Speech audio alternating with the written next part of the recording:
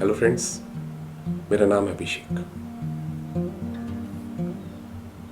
मैं कुछ बातें आज आपके साथ शेयर करना चाहता हूँ। ये फिलॉसफी से रिलेटेड नहीं है, बट ये मेरी खुद की फिलॉसफी है।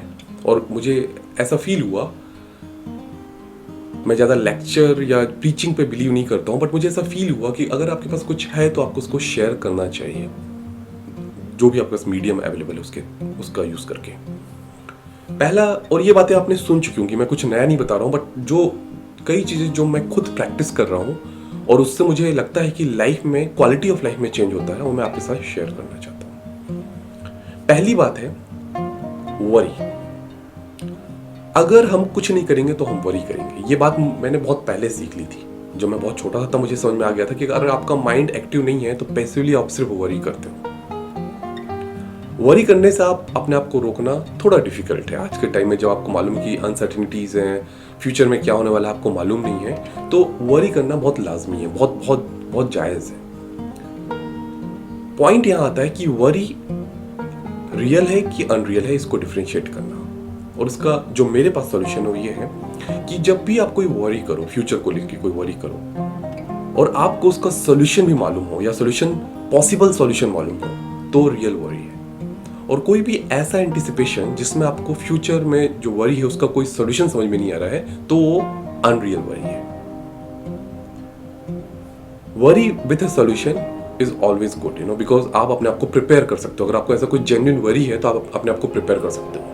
और वरी विदाउट अ सॉल्यूशन वो सिर्फ एक हॉक्स है, उसका कोई रियल वर्ल्ड में इंपॉर्टेंस नहीं। तो अगर आप उसको ड्रॉप भी कर दोगे, नहीं भी करोगे, तब भी चलेगा। ओके। सेकेंड जो मेरा पॉइंट है वो है 5 मिनट्स पॉज। ये मैं पिछले कई सालों से फॉलो कर रहा हूँ और मैं ये नहीं बोलता हूँ कि इससे आपको मोक्ष मिल जाएगा, बट मैं ये जरूर बोलता हूँ कि आपका जो दिन है वो, उसका जो डायरेक्शन, अगर वो गलत डायरेक्शन में जा रहा है तो चेंज हो सकता है जस्ट 5 मिनट के पॉज से। अभी वो कैसे लेंगे, उसका जो मेरे पास ट्रिक है वो ये है कि अगर आप 5 मिनट, जो हमारा नॉर्मल मेडिटेशन होता है, अपनी सांसों को फोकस करना और अपने थॉट को डिस्क्राइब करते जाना, क्योंकि थॉट तो रुकेंगे नहीं माइंड में, आपको सिर्फ अपने थॉट को लेबल करना है। कि अगर आपने आंख बंद की और आपको अगर फ्यूचर का थॉट आया तो आप बोलो फ्यूचर के बारे में मैं सोच रहा हूँ। अगर आपको पास्ट का कोई थॉट आया तो आप उसको लेबल करो कि ये पास्ट का थॉट है। और आपको मालूम नहीं चलेगा कि इन 5 मिनट में आप कब प्रेजेंट मोमेंट में पहुंच जाते हो। तो ये दूसरी चीज है। ओके। तीसरी चीज मैं जो बोलूंगा वो है माइंड बॉडी का ड्यूलिज्म, जिसके बारे में हम फिलॉसफी में भी बात करते हैं। कई सारे फिलोसफर्स ने माइंड बॉडी ड्यूलिज्म के बारे में बात की है कि माइंड और बॉडी रिलेटेड हैं, एक ही मैट्रिक्स बने हैं। तो कई लोगों ने उसको डिफर भी किया है, बट मैं यहाँ बोलूँगा कि मेरा बिलीव है कि माइंड और बॉडी कहीं ना कहीं रिलेटेड होते हैं। ठीक है। योगा, उसका मतलब मेरे को मालूम नहीं है क्या होता, बट कहीं ना कहीं मैंने ऐसा पढ़ा था कि योगा का मतलब होता है, योग मीन्स होता है joint, connection of mind and body is yoga. Okay. But ये गलत भी हो सकता है, मैं इस पर कोई क्लेम नहीं कर रहा हूँ कि ये इसका जो डेफिनेशन है ये करेक्ट है। मेरा ये मानना है कि जो बॉडी है उसका मूवमेंट बहुत जरूरी है माइंड को अच्छे तरह से फंक्शन करने के लिए। और इसीलिए जब भी हम बोलते हैं कि जब भी किसी चीज़ का एडिक्शन किसी को होता है तो उसको फिजिकल एक्सरसाइज करवाई जाती है, क्योंकि माइंड को कंट्रोल करने के लिए बॉडीली मूवमेंट बहुत जरूरी है। मैं ये मानता हूँ कि सवेरे उठते के साथ ही अगर आपने 5 या 10 मिनट की कोई ऐसी एक्सरसाइज की जो आपके हार्ट रेट को बढ़ा दे, पंप कर दे आपको, और आप उसके बाद अपने डे की क्वालिटी को नोटिस कीजिए, बहुत ड्रेस्टिक चेंज आता है।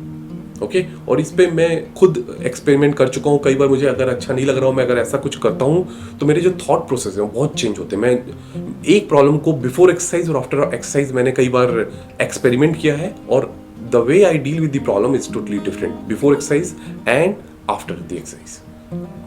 लास्ट वन है मेरा जनरल, कुछ लिखना। आज के जो कंप्यूटर या टेक्नोलॉजी युग में हम लिखना छोड़ चुके हैं। हम अपनी खुद की राइटिंग से कुछ लिखते नहीं, पेन कॉपी उठा के हम जनरली उसको इंक नहीं करते हैं अपने थॉट्स को। मैं इस चीज़ पे थोड़ा कम बिलीव करता हूँ कि हर दिन पूरा दिन का रूटीन कि मैं इतने बजे उठा, फिर मैंने ये किया, इतना एक्सेसिव इन्फॉर्मेशन की जरूरत नहीं है। बट मैं ये मानता हूँ कि आपके दिन के अच्छे और बुरे थॉट दोनों रजिस्टर होना चाहिए, और ओवर द पीरियड जो आपके पास जर्नल बनेगा या आपके पास जो वर्क होगा, आपके खुद के थॉट्स का 2 साल का वर्क, वो आपके लिए जिंदगी के लिए गाइडेंस बनेगा। अगर आप आज 2 साल पहले के अपने थॉट्स को रजिस्टर किए होते और उसको आप पढ़ते तो आपको समझ में आता कि जो नेगेटिव थॉट्स थे उनका क्या इंपॉर्टेंस था और जो पॉजिटिव थॉट्स थे उनके क्या इंपॉर्टेंस था। ओके, तो ये कुछ चीज़ें मैं ऐसा मेरे मन में थॉट आया और मैं टीचिंग नहीं करना चाहता हूँ मैं किसी को कोई ऐसा, मैं मेरे जस्ट मन में थॉट आया और मैं उसको जस्ट एक्सप्लेन या जस्ट उसको आपके सामने रखना चाहता था।